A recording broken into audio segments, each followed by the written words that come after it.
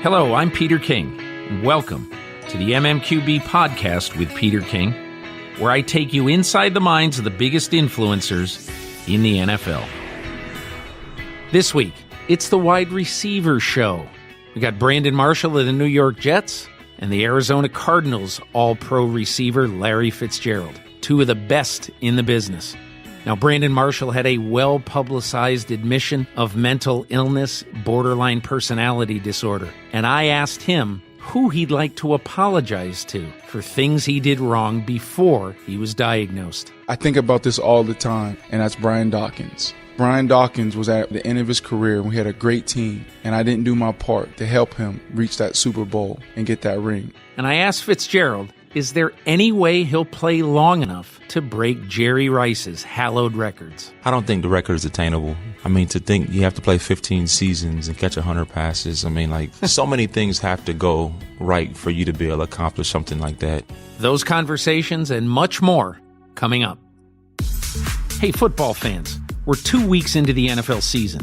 Do you want to redo on your season-long fantasy football draft already? Well, maybe it's time you tried FanDuel. Plus, their Sunday $1 Million contest this weekend will pay out at least $1 million in prizes. This year, there's an upgraded experience. You can try beginner contests for new players only. Settle a score with a friend in a head-to-head contest. Even play for $1. There are choices for every budget. Pick a contest, choose your team, watch your score in real time. Try FanDuel now and get up to $50 in free entries. New users who deposit will get 5 free entries to NFL 50-50 beginner contests, valued at up to $50. You'll get 1 free entry a week for 5 weeks. The value of those free entries varies on your deposited amount. So go to FanDuel.com, click the Join Now button, and use my promo code, MMQB. That's FanDuel.com, promo code MMQB, and it's void where prohibited. Back in the podcast here in New York City today with Brandon Marshall, wide receiver of the New York Jets and a bit of a multimedia guy himself. He does Inside the NFL at Showtime. You know, what is really interesting about your career is that, you know, you have been in 4 places, and every one of the 4 places you have excelled. And I've always wondered this about you. So, are you happy that you've had all these experiences, or does part of you wish that you would have been a 15-year Denver Bronco and walked into the Hall of Fame as a Denver Bronco? That's a great question, Peter. Part of me wish I had a 15-year career in Denver and retired right there. You know, when you look at the personal side of things, I do appreciate being able to be in some of the finest and best cities in the world. I've been in Colorado, lived in the foothills. That was a great experience to come home, have 50 cattle sitting right there. You know, Lockheed Martin's right there. So we have a bunch of horses just sitting there from, you know, their backyard. So that was a great experience. I was in Miami, then I was in Chicago. Now I'm in New York. So, you know, I've had some amazing experiences, met some awesome people.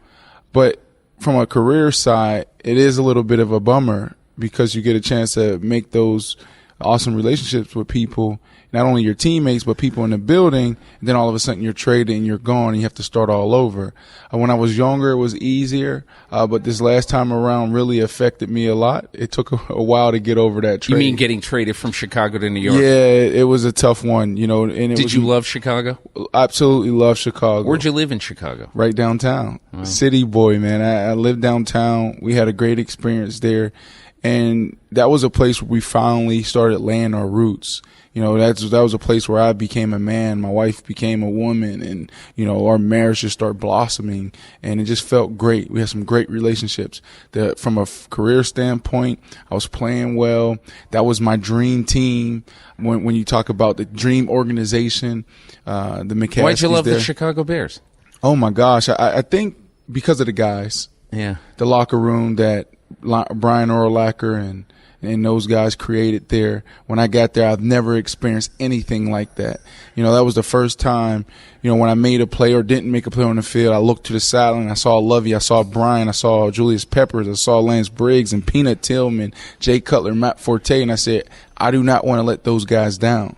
Yeah. That was the first time I felt like I was on a real team or did my part in the team aspect. So, it was hard to leave that, and when Lovey was gone and fired and Brian and those guys left, it took a lot out of that organization, and hopefully they get it back to where it was. So the day you got traded to the Jets, what did you feel? Well, I mean, it was almost like a little crescendo. There was a couple of weeks where my agent had an opportunity to go out and facilitate a trade and work with other teams. So we kind of did our due diligence and talked to a bunch of teams and quarterbacks, and we found the right spot. And I thought that New York was the perfect place for me. So this is what I thought, and this is the honest to God truth. I thought from a professional standpoint, from a career standpoint, football standpoint, it would have probably took 2 years. I thought we had a great defense. Our defense would play well. Our offense, we had a young quarterback in Geno Smith. We didn't know what we had besides Decker and myself, so I thought we were going to run the ball, and we would be in some games. But I thought year 2 was the year where we have some success. So hopefully that's still true, but a lot has changed. And then from a personal standpoint, I felt like this was the perfect place for my wife and I for what we're trying to accomplish. Football is just our platform. And I always tell younger guys, football is our platform to really, fulfill our purpose. And when you look at New York, it's the number one media market in the world, and everyone knows about that and the access that we have to everything, and having the ability to be on Showtime, and meet so many different people. I thought this was the perfect place for us to push our cause forward, and it's been great. Your cause basically is to try to bring attention to mental health issues in the United States, particularly borderline personality disorder. 5 years ago, you came out and said, I've been diagnosed with borderline personality disorder. It had wreaked havoc with your life. Mm-hmm. You had never been able to be that sort of peaceful, steady guy because of borderline personality disorder. Can you describe it and describe what you think it did to you at the worst moments? So, borderline personality disorder is what I was diagnosed with, but we don't put our foundation in a box. We feel like we not only can be an organization for Chicago or New York or the United States, but we feel like we have a global organization. We're trying to be the preeminent foundation in that community. What we like to focus on is on the other end of the spectrum. That's mental fitness. We like to be proactive, intervene early, and really help our children live a healthy life and not deal with some of these issues that I had to deal with or other people in our world or our adults in this world, because they didn't understand what was going on in them. And the stigma was so huge back then and it still is to this day, where people don't want to talk about it. So for me, I found more people in the United States today suffering from some form of mental illness, or do you think that people have been suffering for decades and decades but just never admitted it, never confronted it? They just lived with it. Yeah, well, first, yes. Let me give you some quick numbers here. And we all know how big the cancer community is and the movement is, how they galvanize this whole community, and they're doing amazing things, helping a lot of people. 36 million Americans are diagnosed or affected by cancer. Mental health issues, over 100 million Americans. Wow. There's only 320 of us. And I think that in today's world, where it's a production-based society, there's so much technology. We're always on our smartphones. And there's papers that's been written, and you can Google this stuff, where let's just look at depression. Depression is supposed to grow another 20-30% by the end of 2020. This is a really unhealthy world. That? I really believe because of we never turn off. I think we never turn off, and then I think that we live in a selfish society now, and it's no longer community. Community, we leaned on each other. We talked to each other. We were able to work out our differences because we respected each other because we were in a community. Now it's all about me, me, me, me, me. And we no longer have the skills to be able to be in relationships. So which means when problems arise, we don't have the skills, the tools to be able to cope and deal with those pressures. So what we do, we hurt each other. We hurt each other even more. You know, when you talk about borderline personality disorder, for me, you're right, man. It took me years to figure out what was going on with me. I ended up at McLean Hospital in an outpatient program for 3 months. And you were there in Boston in 2011 for 3 months being treated. 3 months, I was in an outpatient program where I was in dialectical behavior therapy, mentalization therapy, self-assessment, What was it like for those 3 months? It was really tough. It was really tough because, I had to dig deep and I had to really face things that, one, I never even knew existed, and two, some things that is really hard to deal with, like to look in the mirror and say, wow, there is some challenges that I have. There is some weaknesses, and there's a lot of why me that comes up at times. But it was a phenomenal experience. Like, it was some of the best times of my life. I met some great people, but being able to go that deep, we're talking about going back to when you're 5 and 6 years old and work through some of those issues that may have been holding you back or some of your weaknesses. So for me, I always look back at that moment and I grab energy from that, fuel from that still to this day. So, we're excited where we're at, not only personally, but also with our foundation. This is perfect timing for us.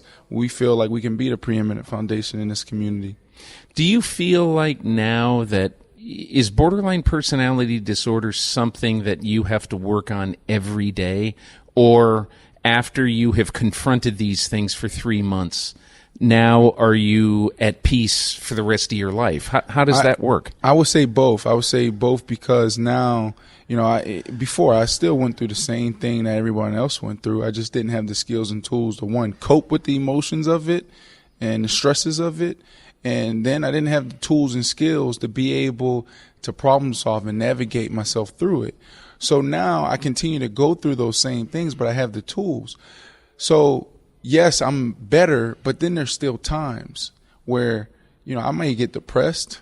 I may have anxiety, or, there's so much that goes along with borderline personality disorder, and I'll bore you guys going through the 265 different ways it presents itself. But I would say there's some things that pop up that like people who may be healthy and not suffering from borderline personality disorder may not have to deal with. I'll give you one example. Some people may deal with black and white thinking, where something happens and they look at this person like this person's just totally bad or this person's totally good. There's no gray. So there's times where, something may happen and I can feel myself going into black and white thinking. Then I have to use mentalization therapy, those skills that I learned in mentalization therapy, to be able to say, okay, well, this could have happened. This may be going on. This person may have thought that. So I'm able to use my frontal lobe now and think through things. And it's really simple things. It's the most stigmatized disorder out there, but it's the one that's probably easiest to fix and treat. Did you ever think what would have happened to me had I not gone into therapy? Did you ever have suicidal thoughts? Did you ever think that you really might harm yourself? Yeah, absolutely. And that's actually one of the things that presents itself in a lot of borderline patients is suicidal thoughts. And then also self-harming is big. But for me, I've never been suicidal or self-harmed myself. But I will say this, if I didn't get the help I needed, I know I wouldn't be sitting here in front of you still, playing in the NFL, married with 2 children now and healthy and living an effective life. No telling what will happen. When something so precious is taken away from you. Like for me, football is everything. It saved my life, not because I had the resources and the access to a McLean Hospital through the NFL, but my neighborhood. That was all I had to make it out. My neighborhood was sports, and football was king. In Pittsburgh, football's king, and it gave me that outlet. So if that was taken away from me, no telling what would happen. Like, I don't know what the brain would do. The brain is really sophisticated and interesting. So I don't know what would have happened if that was taken away from me. And that's one of the things that I would love to see happen. I know that I'm changing subjects here a little bit, kinda, but before I retire, I would like to see the NFL change that policy where you see a lot of guys suffering, whether from addiction or other issues. And when we suspend them, we kick them to the curb. We say, well, you can't be around the facility for 4 weeks. You want them to be in the facility. They should be, because think about it. When you have addiction problems or you have issues that you need to work through, you need a support system. There's no better support system in the world than your teammates. Think about that. We see our teammates and we lean our